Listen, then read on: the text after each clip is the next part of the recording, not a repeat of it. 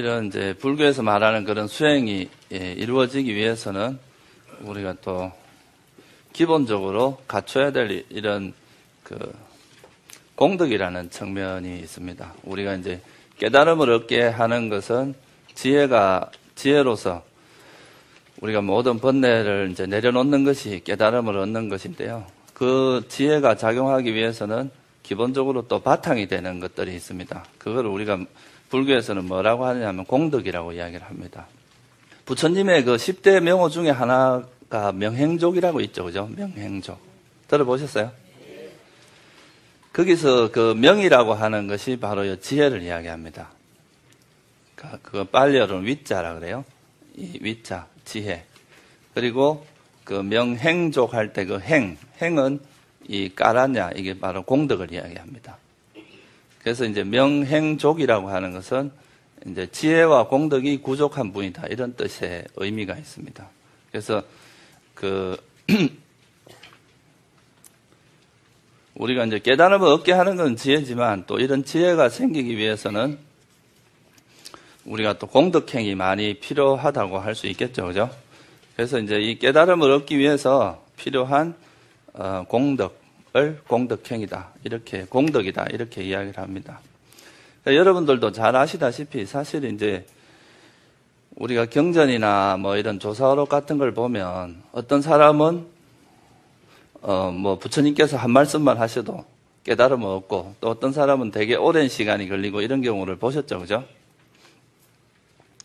부처님 당시에 어떤 사미 한 분은 이제 부처님께 와서 출가하면서 머리를 깎아주는, 그러니까 스승이 이제 머리를 깎아주는 그 시간 동안에 아랄이 된 그런 예도 있습니다. 그래서 아주 빠른 시간에 이제 그런 깨달음을 얻는 존재도 있고 또 많은 시간이 걸리도 있는데 그런 거의 차이점이 뭔가? 왜 그러면 이런 어떤 사람은 이렇게 빨리 깨달음을 얻고 어떤 사람은 되게 많은 시간을 걸려서 그러니까 이런 이제 깨달음이 일어나는가 하는 것은 그 사람이 가지고 있는 이제 공덕행의 차이다. 이렇게 이야기를 할 수 있습니다. 바라밀의 차이다.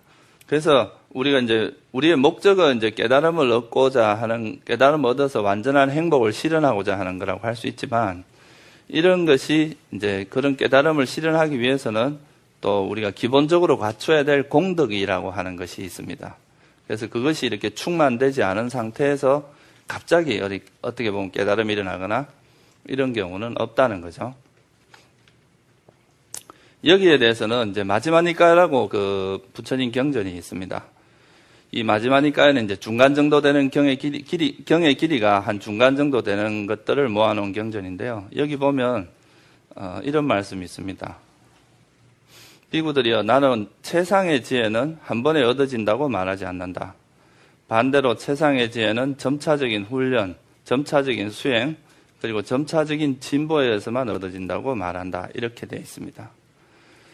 그래서 우리가 이제 이런 깨달음을 얻는 과정이 이제 깨달음이 일어나는 것은 대개 이제 순간적으로 일어나는 거지만 이 깨달음이 일어나기 위해서 그 이전에 우리가 갖춰야 될 것들은 상당히 많은 것이 요구되는 측면이 있습니다. 그래서 우리가 이제 깨달음을 길을 가기 위해서는 그 깨달음이 일어날 수 있는 이제 충분한 조건을 성숙시켜야 되는데 그 조건을 성숙시키는 그 과정이 바로 이런 공덕행을 쌓는 거다. 이렇게 이제 이해를 하시면 될 것 같고요. 그럼 이런 이제 공덕행이라고 하는, 공덕이라고 하는 것에는 어떤 것들이 있는가를 간단히 요약해서 말하면 이제 경전에서는 5가지로 설명이 되어 있습니다. 첫 번째가 뭐냐면 계율입니다. 계율.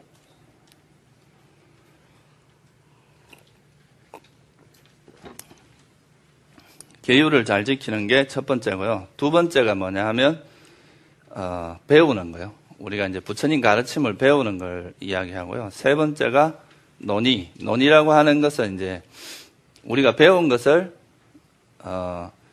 자기가 이제 공부를 한 것을 뭐 스승이나 또는 훌륭한 도반들에게 말을 하고 그거에 대해서 서로가 이제 점검하고 토론하고 이런 과정을 이야기합니다. 이것은 일종의 뭐 자기가 그 이해한 것을 점검하는 과정이라고 할 수 있겠죠, 그죠? 그리고 선정과 지혜, 이 두 가지. 그래서 계율하고 배움과 논의, 선정과 지혜 이 5가지가 이제 공덕행을 요약하면 이 5가지 공덕행이라고 이야기를 합니다. 그래서 우리가 이제 예를 들면 전생에 많은 이제 이런 계율도 잘 지키고 부처님 가르침도 많이 배우고 또 도반들 훌륭한 스승을 만나서 그런 가르침에 대해서 같이 이야기도 많이 하고 법담을 많이 나눈다는 이야기죠. 그죠?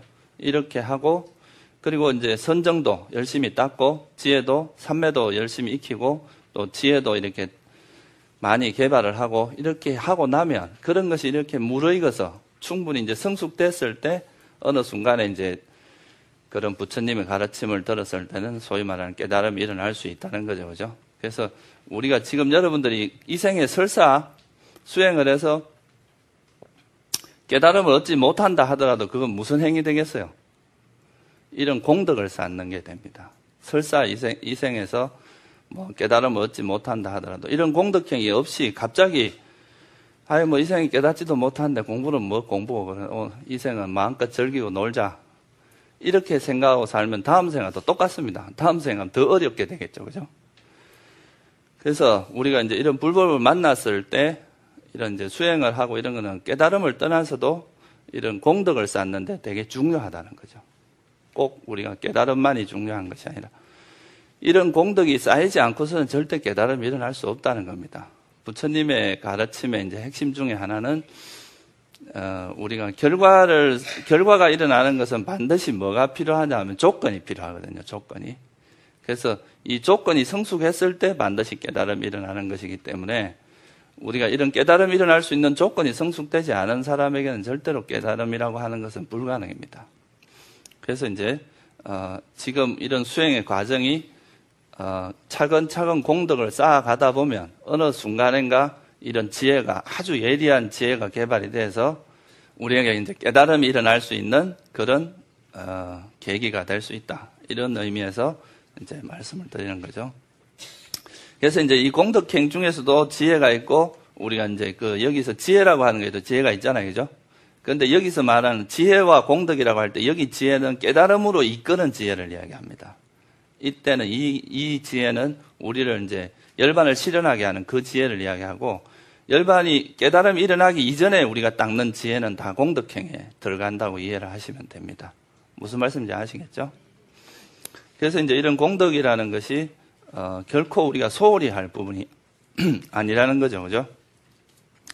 그래서 지혜가 부족하면 우리가 이제 열반을 실현할 수가 없고 만약에 공덕이 부족하면 어떤 일이 발생을 하냐 하면요. 이제 뭐 이런 우리가 여기서는 언급이 되지 않은데 또 하나 들어가는 게 뭐냐 하면 이제 계율하고 보시도 여기 하나에 들어간다고 보시면 돼요. 공덕에. 그래서 이 공덕이라고 하는 것이 우리가 수행을 하는 데 있어서는 사실은 되게 중요한 밑받침이 된다는 겁니다. 이 공덕이 없이 수행을 하면 많은 장애, 여러 가지 어려움들을 많이 겪게 된다는 거죠. 그죠?